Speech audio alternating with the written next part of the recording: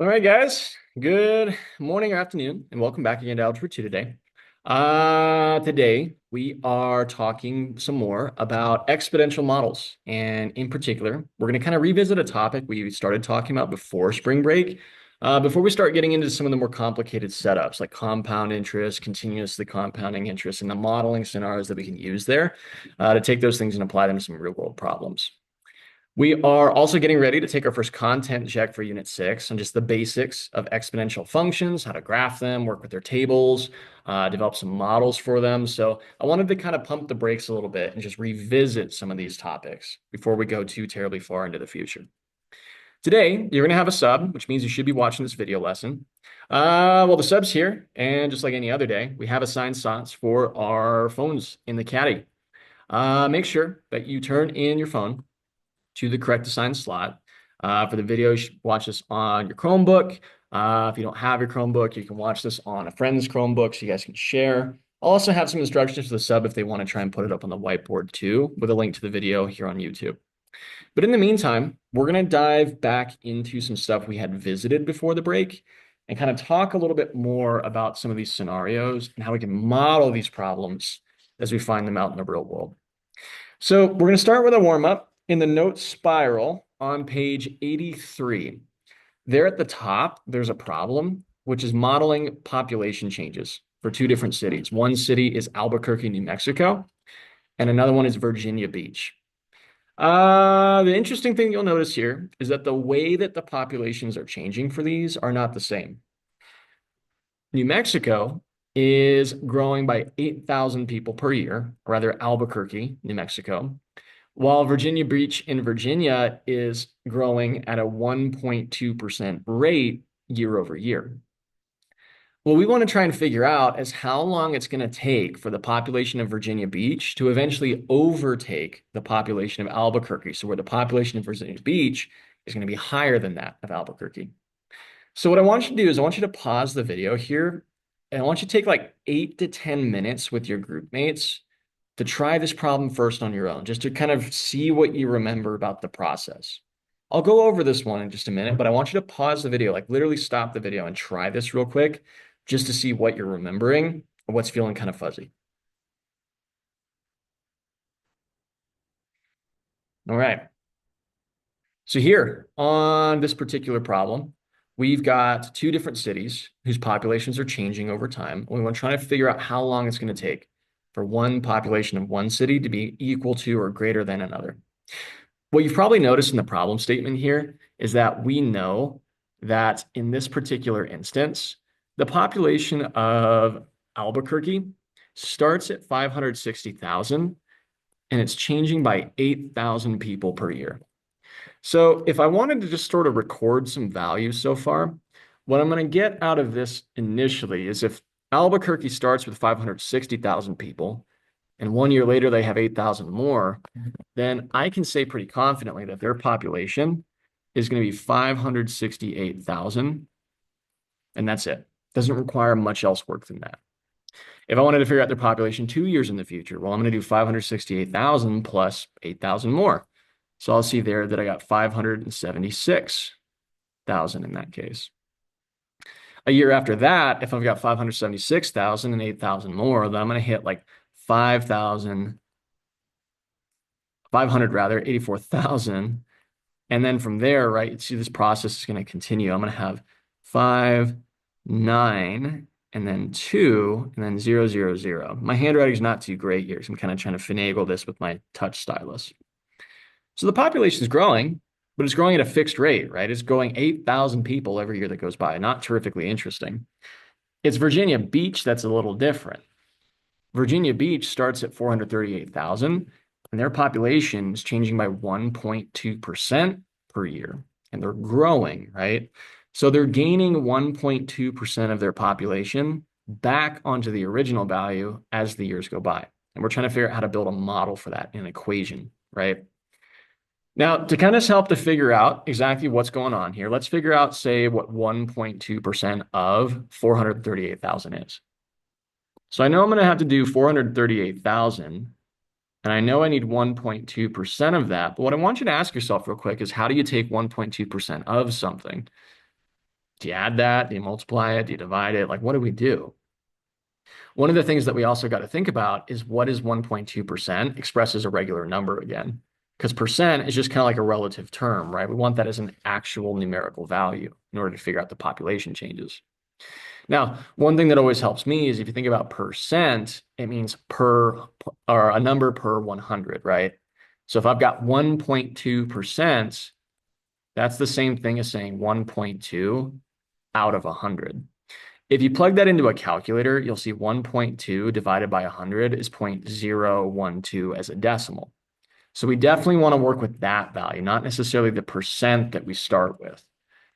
So I'm going to have to do 0.012, and I'm going to relate that to 438,000, but we're actually going to multiply these things in order to figure out how things changed. Now, if I do 438,000 times 0.012, I'm going to see here that I get 5,256 people. Now, what I have to think about is that that's not my final answer, right? Because if the population grows and I go from 438,000 to a little over 5,000, my population drastically declined. It needs to grow, right? What this number is representing is how many more people you're going to get. So you take 438,000 and you add this value to it. So what we'll see here in this case is that the population of Virginia Beach 1 year in the future is going to be 443,256 people. And you're going to repeat the process. You're now going to take 443,256 times 0.012 and figure out the number of people that you get then, right? So once we know how to figure out a percentage of a group and what it is we're doing to either grow or decay, it's a pretty straightforward process. It's just a lot of number crunching. So I'll go 443,256 times 0.012. And I'll see here now that my population is going to grow by 5,319 people. And this is where it gets a little dodgy, right? I've got a decimal here. And what I want to think about is how is that going to relate to the actual physical aspects of the problem. You can't have fractions of a people. So if I see 0.072, I might round that down to the nearest whole number. So I'll say that I gained 5,319 on top of the old population. So I take 443,256 plus this value, and I'm going to see the population increase to 448, and then 575, it looks like 575 people. So I can do this over and over and over again, but I might have to be doing this for a while to see when the population of Virginia Beach is eventually going to overtake Albuquerque. Because notice, Albuquerque's growing pretty quick, at least initially, right? One thing that we want to do is develop a couple of equations that we can then graph and utilize to figure out some answers to these problems. In particular, if I take a look at the kinds of equations that I might need here, if you take a look at how Albuquerque's changing, it's changing by adding the same thing over and over and over again. That doesn't change. That's not an exponential model, though. Exponentials multiply by the same thing over and over and over again. So this thing is actually more of a linear equation. So what I'll do is I'll say maybe like A of T is the population of Albuquerque T years in the future. It's going to start with 560,000 people, but it's going to gain 8,000 people every year that goes by. So if I go 5 years in the future, I'm going to have to do 8,000 times 5 to figure out how many people I gain and then add that to the initial amount. So there's my linear model. The other thing that I got to think about is on my other case here, right? This is multiplying by some mysterious number that we got to find the common ratio, right? So that's going to be something that's more of an exponential model. Now, what we do to figure out how to create that model, right, is we take a look at how things are changing and the actual population values. I have to be multiplying by something to go from 438,000 to 443,256. So the way that we set this up is we say, hey, let's go 438,000 times B. I don't know what it is yet. That's going to have to equal 443,256. Now, the question that I want to answer here is how do I solve for that B, right? How do I get it by itself? Well, if I got 438,000 times that, then I'm going to have to divide both sides by 438,000. And you'll see this is pretty common here. You're going to take a new value divided by an old value, and that's ultimately going to give you your common ratio. The thing that you'll notice here is that the common ratio is 1.012. And that kind of relates back to the percent as a decimal of 0.012. And we notice that this is greater than 1. So the population is going to increase over time, which is what we wanted to do. Now, as soon as I know that common ratio, I'm in business. I can write an exponential equation for this setup, and I can use it on a graph to figure out how to answer the rest of the question. So what I'm going to do is write that down. I'm going to say V of t is the population of Virginia Beach. It starts at 438,000, but then it's going to multiply by 1.012 multiple times, as many times as I want to go in the future, right? So that's going to be 1.012 to the tth power. I need to graph both of these in order to understand what on earth is going on with the dynamics of the problem. So what I'm going to do is pause the video. I'm going to switch over to my graphing calculator. I'm going to show you how to work with this on a TI-8384. What I want you to do is either grab your own calculator or borrow one from the back of the room and follow along as I do this. It is very important that you know how to do this on a graphing calculator. This is one of the problems that you can't answer by hand algebraically, at least not yet. That's going to come in Unit 7. So take a moment, go grab a calculator. I'm going to bring up my graphing calculator, and we're going to take a look at this problem together.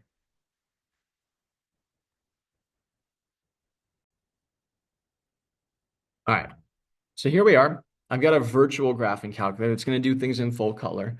The ones in kind of the back of the room are maybe not full color, but they do work nicely. You'll get the same answers either way. First thing we need to do, if we want to graph an equation, is hit the y equals menu on a graphing calculator. From there, I've got to enter in the equation that I want to work with. And I'll maybe say that this blue graph is going to be Albuquerque, the easier of the two to graph. Albuquerque is going to start with 560,000 people, but then it's going to gain 8,000 people per year that goes by. So I'm going to do 560,000 plus 8,000 times x, and that's going to be my linear equation for Albuquerque's population. My other equation is the exponential one, and that's for Virginia Beach. Exponentials are always written in the format of an initial value, so in this case 438,000, times some kind of common ratio. And I like putting this in parentheses, just so the calculator doesn't have any ambiguity about what the common ratio is and what I'm exponentiating. So I'm going to write 1.012 in parentheses and then give it the power of x. So that's my exponential equation. Once the calculator knows what we're trying to graph, when we hit graph, usually we'll see it in the window. But in this case, because the numbers are so big, it's falling way outside the scales here. So I need to adjust the window of my graph by hitting window and then adjusting some of these settings one by one. I'm going to take my y maximum, and because I'm dealing with population in like the hundreds of thousands or even potentially the millions, I'm going to set this to be a pretty big number. I'm going to set this like 1.5 million. So 1, 5, and then 5 zeros after that. Really big. I'm also going to go to X maximum, and I'm going to set this to be a really big year in the future too. So maybe like 50 years in the future after this process starts.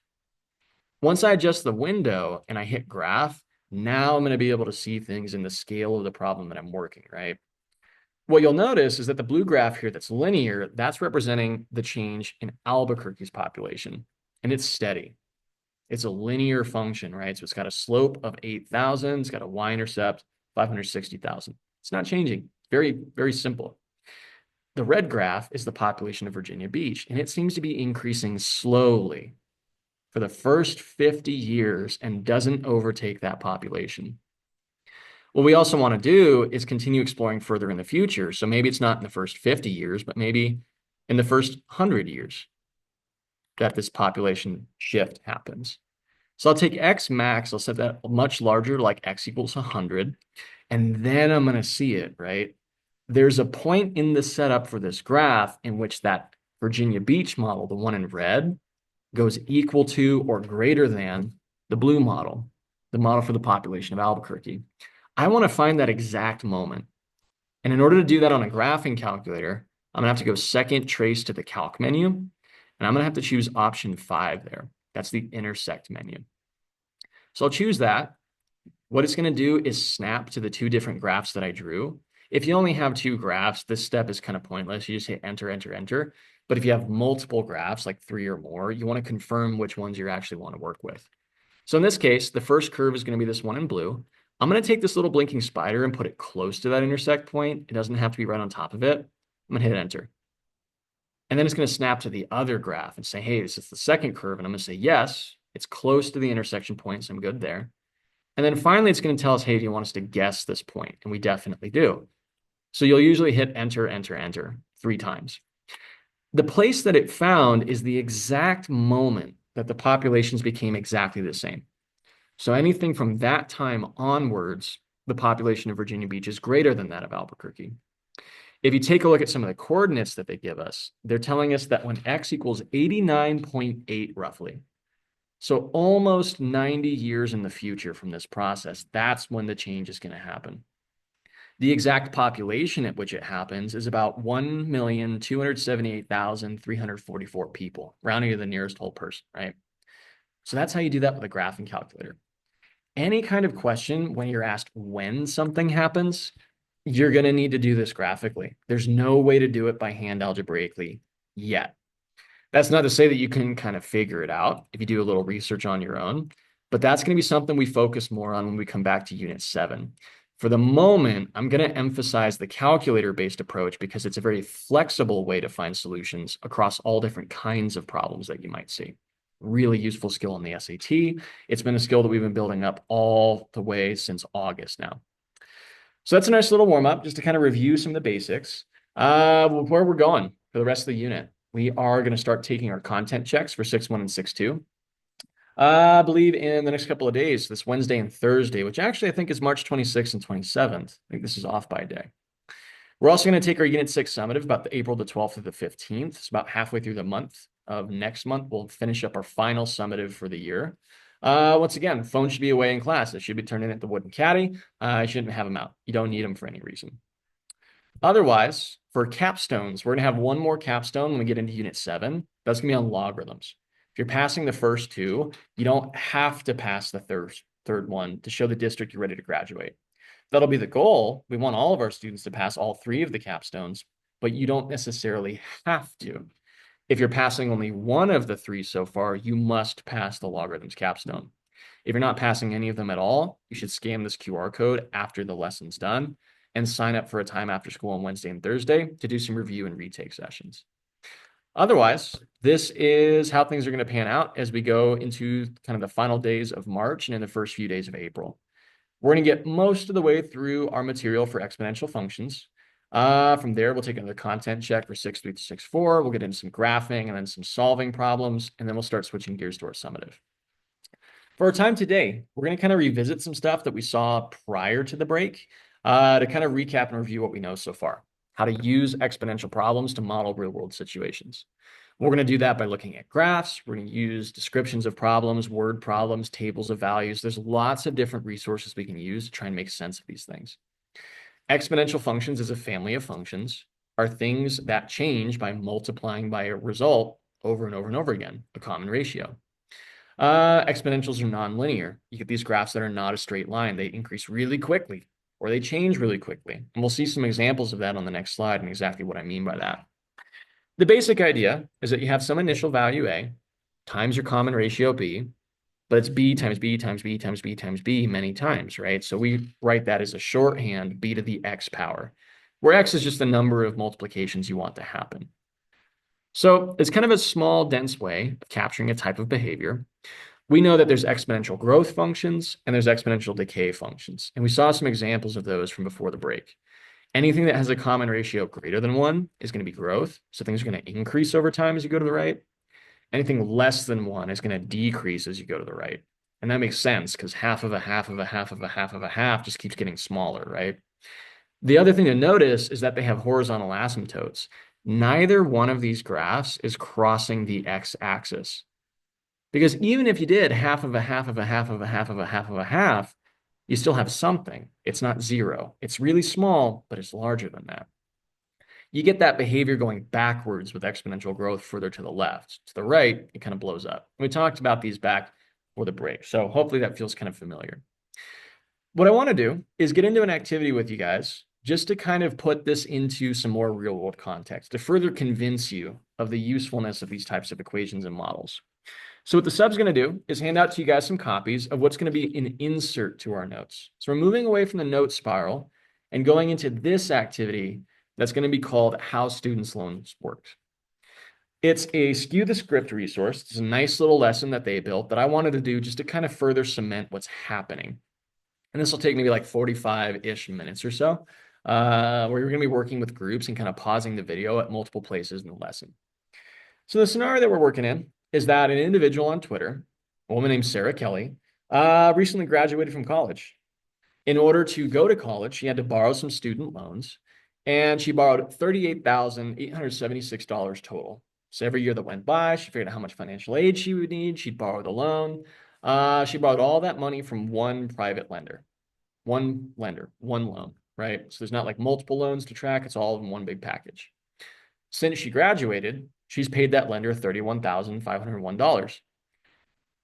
How much do you think she still owes them? Now, what I want you to do here is kind of pause the video and mull that over for a minute. And I want you to talk to your group mates. How much do you think she still owes her lender if she borrowed $38,876 and she paid back $31,501? Now, if you're like me, when you just kind of glance at this and don't think too much about it, you might be very tempted to say, hey, what's the difference between 38,876 and 31,501? If you subtract that from 38,876, what you'll see is that there's $7,375 remaining, right? Naively, that seems like a pretty good estimate on what she has left on her loan. But here's the thing. When you take out a loan, what's always being factored into how much you're going to owe people? There's always interest, right?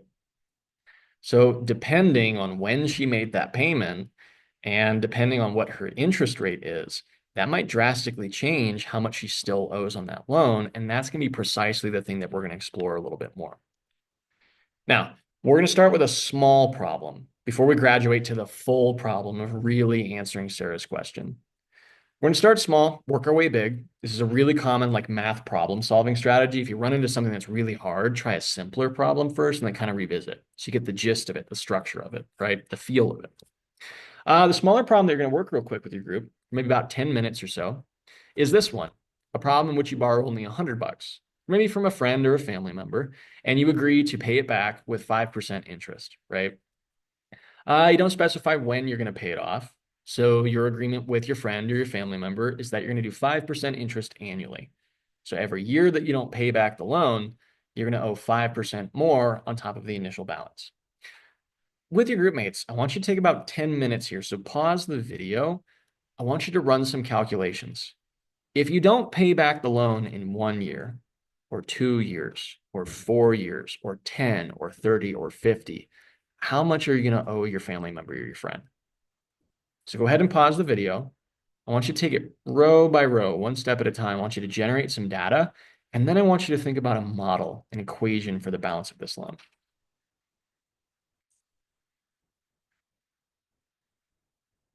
All right. So as we get into our time for today, we are starting with a smaller problem, right? Before we sort of graduate up to a larger problem in context. Now, we've got a simpler problem. We borrow $100, 5% interest per year that we don't pay it back. And we want to figure out how much we're going to owe after 1 year, 2 years, 3 years, 4 years, 10, 30, and then 50, right? Now, for the first year, we saw from our warm up that if I've got a 5% interest rate, that's like 5 parts out of 100. So that's the decimal 0.05. Not too bad, right? If I want to figure out how much interest I generate in 1 year's time, if I don't pay this back, then I have to take the initial balance and I have to multiply by this value. So 100 times 0.05 is going to come out to be something like $5. So if I don't pay off the loan in 1 year's time, then it's going to roll over into the next year and I'm going to owe my friend or my family member $5 more. So now my total is up to 105, right? But then let's say in that second year, I don't pay it back. Well, now I have a balance of $105 and I have to figure out what 5% of that is in additional interest, right? Because this is compounding interest. So in this particular scenario, if I do 5% of 105, if I actually run this multiplication, you're going to see that this value is $5.25 in interest. So now my total loan balance is up to 110.25. From there, to get the third year's balance, I'm going to do 110.25 times 0.05, 5%. And you're going to get a decimal with more than two values. So what I'm doing here is rounding to the nearest hundredths place. I'm rounding to two decimals because that's how pennies and dimes and nickels and quarters work, right? The bank may not necessarily do that in the real world, but we'll do it for the sake of simplicity. So what I came out with here is that now I owe them $5.51 in interest. So my total loan balance has increased to 115, and then from there, 76 cents on the dollar. So we just repeat the process, right?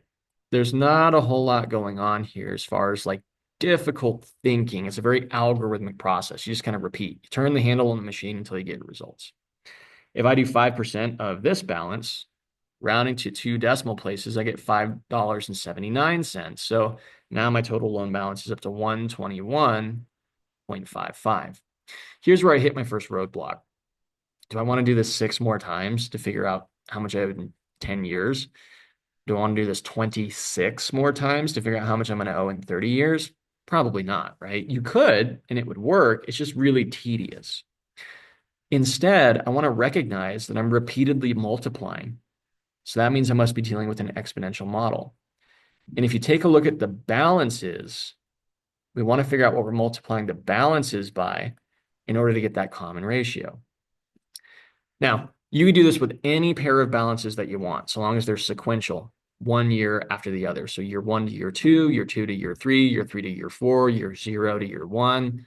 Any of those pairings would work. Let's go from year 1 to year 2. If I start with $105 that I owe at the beginning of year 1, I have to multiply that by something to then become $110.25 that I owe at the end of year 2, right? So if I want to figure out what B is, I've got to get it by itself. And if I want to do the opposite of multiplying by 105 on B, I've got to divide. So B is going to be 110.25 divided by 105. And what you'll get there is that this is 1.05 as the common ratio. And that might be ringing a bell from some stuff that we saw from before the break. We kind of had a formula to do this quickly, but we're working our way back up to it. That's our common ratio. If you take any balance and you multiply it by 1.05, you'll get the next year's balance, and you can use that to develop an equation, right? So putting all this together, if I wanted to write an exponential model for this smaller setup, now what I'm going to do is kind of introduce things algebraically. I'm going to say, hey, let's write an equation, B of t, where B is the balance of the loan and t is time measured in years. I always have to start with an initial amount. So that's $100, right? And I'm going to multiply it by a common ratio raised to the tth power, or x power. It just kind of depends on the context. So B of t equals 100 times 1.05 to the t. If I wanted to figure out the balance 10 years down the line, I'm just evaluating this function. I'm just plugging in 10 for t. Now, what you'll notice there is that if you do 1.05 to the 10th power, and then multiply it by 100, that the balance at year 10 has increased to $162.89. If you want to figure it out 30 years in the future, you evaluate your function when t equals 30. So you do 1.05 to the 30th power times 100, and you'll see, wow, that went much larger. That's $432.19. It's more than quadrupled, right? If for some reason you forgot about this loan and you didn't pay your family member or your friend back for 50 years, so when you were really old, well, you plug in t equals 50, so you do 1.05 times itself 50 times in a row, and then you multiply it by 100. And you'll see there that that balance is $1,146.74. So if you let this ride for 50 years, if you completely forget about it, and your friend or family member kind of comes back, it's like, hey, you remember that loan that you did 50 years ago? You'd owe them more than 10 times, more than 11 times the balance that you had initially borrowed. And that's where compound interest becomes powerful, right? Now, if you take that data on the next page and you sort of plot that on that graph, what we're going to do is kind of put this together, right? We've got a model there where P is that initial balance. We call that the principal. R is like the rate, that's 0.05. We're going to put all this on a graph, and we're going to kind of use that to help understand the dynamics of the problem. I'm going to do this one in Desmos just to kind of speed the process up a little bit. Here in Desmos, what I'm going to do is start with like a pretty standard window. So I'm going to go from like -10 to 10, -10 to 10. And what we're going to do is just kind of enter the equation that we created, right? Y equals 100 times 1.05 to the x power. Now, in this kind of scenario, right, you'll probably get this graph in red, so I'll change that. You won't see anything in particular on the screen, right? And that's because things are measured in the hundreds, not the tens. So you'll probably need to adjust the window a little bit. I'm going to go X max all the way up to like 60 years in the future. I'm going to change step to 5, so I count in 5-year increments. In the Y-axis, I'm going to go all the way up to like $1,300, and I might count it by $100 increments. So I'm just adjusting the window to make it more convenient to look at the problem, right? And there it is. There's the graph of how things are changing over time. Now, if you think about the dynamics here, right? In the first 5 years or so, you go from like $100 that you owe to like $127. That's not too bad.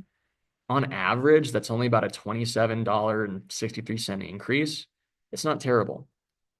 If you go, say, from like 15 years where you owe $209 roughly to 20 years where you owe roughly like 265, and it got a little steeper, right? On average, you were having to pay about like $55 more. If you take a look at like the difference from 40 years to 45 years, things got bad quick. So compound interest starts slow, starts small, but the longer you let it ride, the faster and faster it's going to change. And that's what makes it so darn powerful. Now, compound interest can be in our favor. For example, if we set up a long-term savings account with a high interest rate, or we put a bunch of money away in a mutual fund for retirement, we don't touch it.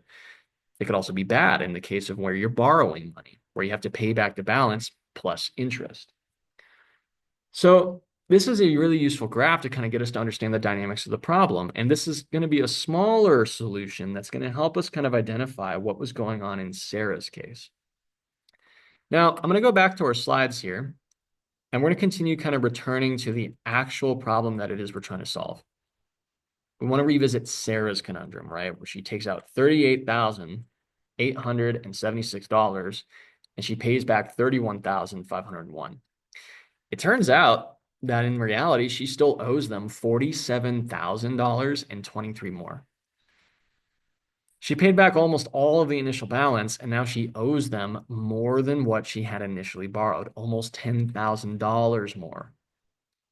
So what I want you to think about real quick with your group mates, and go ahead and pause the video here. What do you think happened in this scenario? What do you think occurred with Sarah and paying back her loan that made this result possible?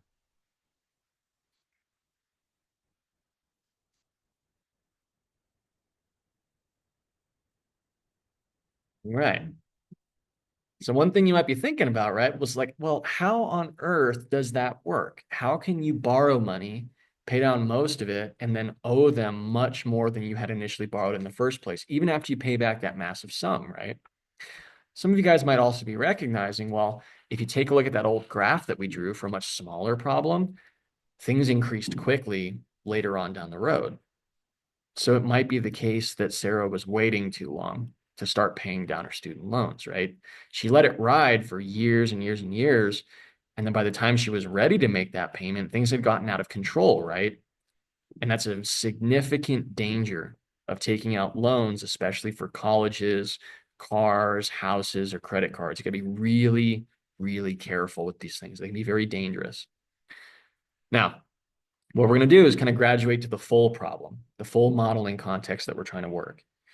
The actual information that you need to make a determination for how long she must have waited is that she's got a loan of 38,876. It's at a 6.6% interest rate. That's pretty eye-watering. That's bad.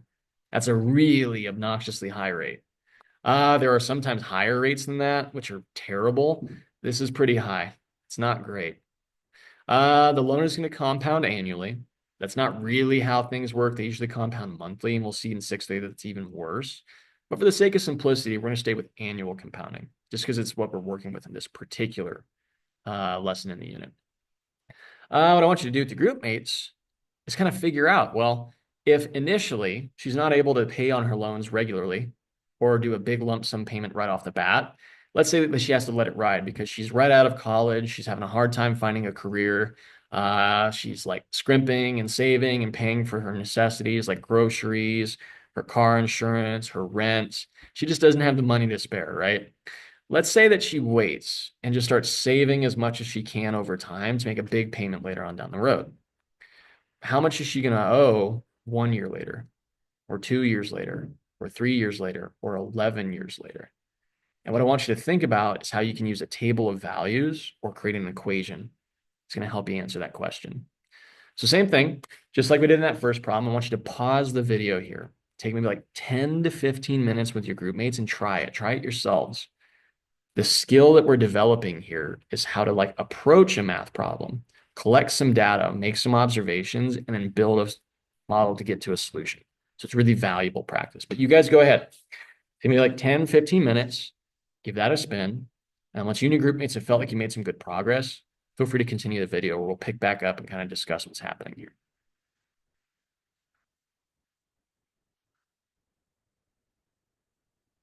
All right. So the scenario we're in, right? Sarah takes out a big loan for going to school. And that's not uncommon. A lot of us, when we go to university, have to borrow some student loans. That was definitely my scenario. And I borrowed kind of about the same that she did. I borrowed it across multiple loans. And when I was in undergrad, I got all my loans through federal loans. So they had much better interest rates than private loans. But I borrowed about the same amount. And most of my loans were hovering like about a 4% interest rate, which is not great. But compared to this, it's way better.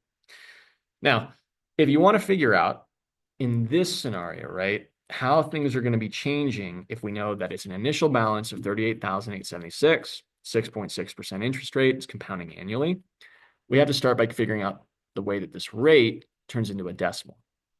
6.6% is 6.6 parts out of 100. So that's the decimal 0.066.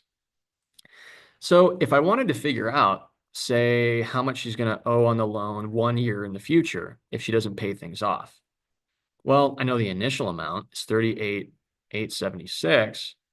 I've now got to multiply that by 0.066 to see what the interest that gets generated on that is. So I'll start there. I'll do 38,876 times 0.066. And I'll see there that the interest on that is $2,565 and about 82 cents. It's quite a big chunk of money.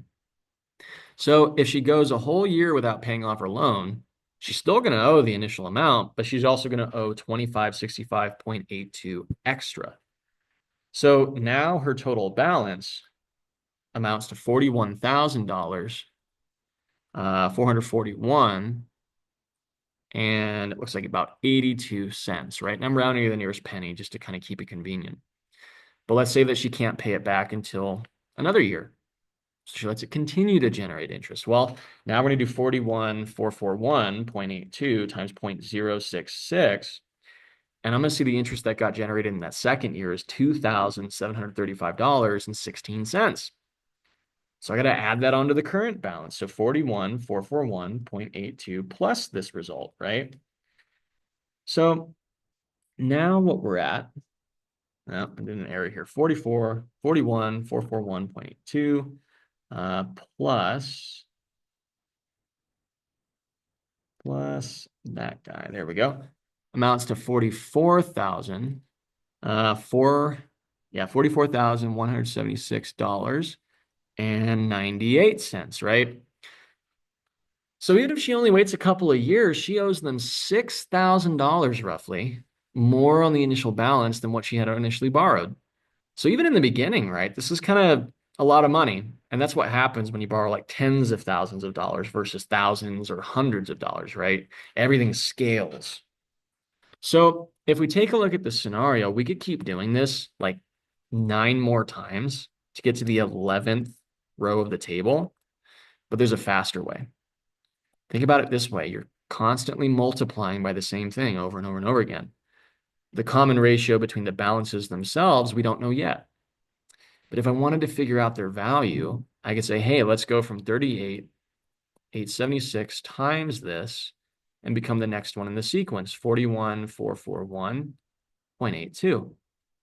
If I want to solve for that common ratio, I'm going to divide both sides by 38,876. So if I do 41,441.82 divided by 38,876, turns out you get a common ratio here. That's 1.066. And again, that might be ringing a bell from before the break. If you have a rate and you add it to 100%, that's going to give you your common ratio. If you're familiar with that formula from before the break, you can just kind of launch right into it, right? The reason I keep showing a table of values is this is what you do when you don't remember. This always works with exponential functions. This is a great strategy just to understand the problem. So I've got a common ratio. I've got an initial amount. I can represent the balance of her loan now. It's the initial amount, so 38,876 times 1.066 to the teeth power. So if I want to figure out how much she owes on her loan 11 years down the line, all I got to do is take this equation, plug in 11 for t. So I'll do 1.066 times itself 11 times in a row, and then multiply that by 38,876. What I'm going to do is plug that into a calculator. So in this case, I think I'll use Desmos again, just for the sake of it, just for the speed. And we could approach this kind of graphically, right? So I'm going to do y equals 38,876 times 1.066 raised to the x power. I think Desmos will work if you do a t. I usually stick with s just because graphing calculators like to keep the same variables there. You'll notice that it's not even in the window because it's measured in the tens of thousands of dollars. So I got to adjust. I'm going to go to the little wrench icon. I'm going to go down to the y-axis terms. I'm going to set the y maximum. I don't know, maybe like to $100,000. And there we go. Now I see a graph, right? I'm going to count that by maybe $10,000 increments, just so this is a little visually easier to kind of eyeball. On the x-axis, I think I'll go from like -10 to, I don't know, 25 years in the future. And we'll count by 5-year increments. So by kind of adjusting that, you get a better picture of what's going on here, and you can kind of like zoom in and out too using your mouse wheel if you'd like, but the wrench icon gives you a little better control. This is her loan balance over the course of several years, right? To kind of verify the model, if I go to say time equals 1, I see 41,441.82. That's accurate. That's what we got in the table. If I go to the input of 2, so 2 years down the line, it's 44,176.98 there. That's pretty darn close. What I want to do is go 11 years into the future. So one thing you can do with Desmos is just kind of like click and drag. The thing about this is it's kind of tedious because you want to get it right on the dot, right? And sometimes that's a little hard to do. Another way to do that is just to write x equals 11 in Desmos and figure out where your exponential graph hits that line and just click on it. Find the intersection, right? Either way, you're going to see that 11 years in the future, her balance has increased to $78,525.52. It's pretty much more than doubled. It's gotten real bad in those first 11 years. So if you kind of revisit the problem, right? If you think, okay, well, she waits a while, she makes a payment of 31,501. If she makes a payment of 31,501 on this balance after 11 years, she owes $47,000 and 25 more. That's why she ended up owing more than she even had initially borrowed when she paid back the majority of the initial loan. She let it ride for 11 years before she finally tackled this. Now, in reality, most lenders won't let you do this. You can kind of ask for forbearances where they push it back a little bit, but it still generates interest and you're not required to pay on it. You can file for like hardship claims. So if you're having a really hard time finding a career or a job, they'll kind of like bump it back a bit, your payment deadlines, but they'll still generate interest. It's kind of unusual that this went on for 11 years, but in the simplified kind of math approach we're taking here, she let it ride a long time. If you zoom out even further, you'll notice that if she continues not paying beyond 11 years, things get much worse, much faster. If she were to let this go maybe for like 15 years, she'd owe over $100,000 to these guys. If she let it go for like 17 years, you'll see that she owes $115,000. So when it comes to these kind of loans, right, even if you can't pay it immediately, you want to pay as soon as you possibly can. If you make that payment after, say, like 2 years, take a look at this. She'd owe 44,000, but 31,505 is going to put a bigger dent in 44,000 than it is 78,000. So the earlier you can nip these in the bud, the better. Hopefully, this has been kind of an informative and interesting way to connect the math back to what you're going to see in the real world around you. Especially for those of you guys that are like buying cars or starting to research colleges and think about what you're going to do when you get out of high school. It's really crucially important to understand what's happening here when you're talking about especially student loans that you're going to be taking out. If you want to refer back to kind of what we saw in this formula before the break, we noticed a sort of a trend when things are increasing or decreasing, that if you're given a rate in a problem, convert it to a decimal. So percent to decimal always. But then think about whether things should grow or decrease. If they're growing, you're going to add that to 100% or 1.0. If things should be decreasing, you're going to subtract that from 100% or 1.0. So this is kind of like a fast framework for capturing those rate problems. And that's what we saw with like Michelle's bank account. That's what we saw with like card deprecation in our notes. We played around with this a little bit, but I wanted to really emphasize how to work our way back to this in a real world scenario. Student loans are real. They're out there. And if you don't understand the terms of them, the lenders are going to catch you. They're going to get you real quick. So hopefully, by kind of tackling this high school level approach with exponential functions, it's going to better arm you once you get out of school and you head off into the real world. For the rest of the time today, I don't have any new homework for you guys. I want you guys to continue finalizing the practice assignments that you have for 6.1 and 6.2. On our next lesson, we're going to dive into 6.3 and we're going to take a content check on these topics. So make sure you're comfortable using a graphing calculator. You're going to need it. Make sure that you're comfortable identifying common ratios, working with tables, working with graphs, writing equations, modeling real world scenarios. Otherwise, if you need some extra copies of these assignments, the sub will definitely have them. From there, I hope to see you guys again soon. I will see you very quickly. And until then, hope you guys have a great rest of your day.